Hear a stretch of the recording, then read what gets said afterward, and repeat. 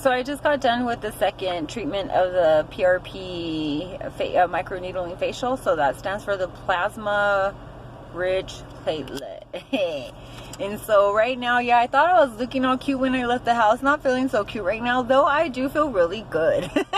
Part of the treatment includes, and then I have like this stuff right here, like part of this gel. Like, did you see that? Ew, that's gross. It's like flaking away. It's like leaving dandruff on my arm. Nasty.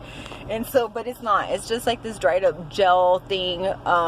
She put a stem cell rich mask thing, and then did like some white light. And so I think it's the white light that has me high, because I'm like, she did it for longer this time than last time. I think I did it for like at least like 18 minutes or something. So my head's buzzing, and I guess it helps with the to improve the circulation, like stimulate the skin, everything underneath, so it breaks up the, I guess, the concentrated melanin. I hope, I'm not the scientist or whatever. So I don't know. I haven't noticed treatment or say improvement from my first time to this time, which is the second treatment take again. You know, this is me, no makeup. I usually don't wear any makeup, or I try to use as little as possible. And I don't like filters, camera filters or anything like that. And so I just want to feel, you know, good about my face. You know, this is my skin, and for, you know, again, people to be able to recognize me with or without makeup, and just have, you know, if I do wear makeup where it's more of a polished look, you know, of course, you know, like as I mentioned, for work, it's a little bit essential.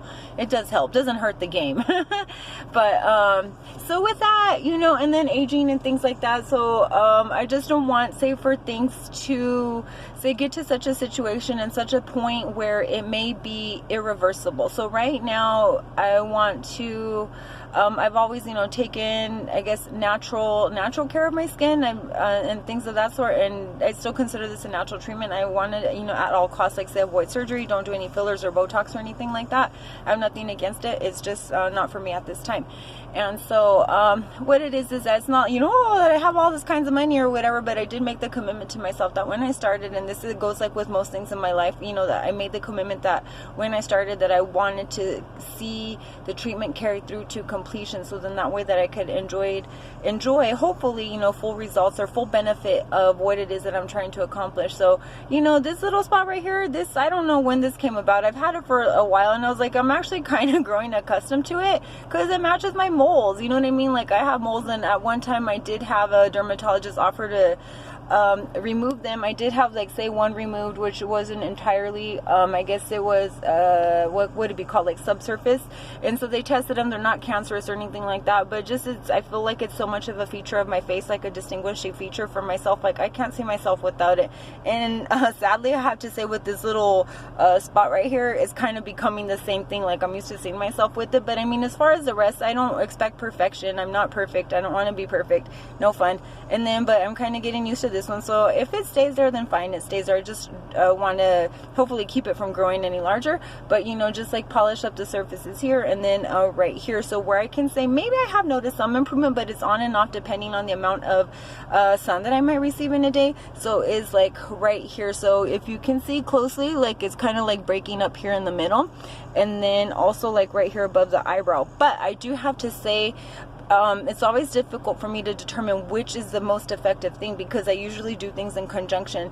And then so as you know, I'm doing the acupuncture. I'm going on my like 3rd or 4th month or something, like acupuncture for alopecia, which has been very effective, and it is working. And so I did mention to the acupuncturist that I would like to, you know, if it's possible, that my secondary concern, so primary is for treating the alopecia, secondary would be for the melasma, which is a hyperpigmentation. And if it is in fact a hormonal issue, which has a lot to do with the spleen, which coincidentally affects the alopecia, you know, which is hair loss, hair growth. So I did notice they did do some needles. In a way, they did put some needles in my face, I guess dispense treatment in a way where it wouldn't conflict with my primary concern, again, which is with the alopecia. And so she did put, say, needles along the brow line to help treat. And so where I notice is that for the purpose of the melasma, and then so I do notice that it's kind of like breaking up right here. So I am happy. I'm going to continue. And then so again, hopefully my target is to have, you know, a clearer complexion by the end of the year. We'll see.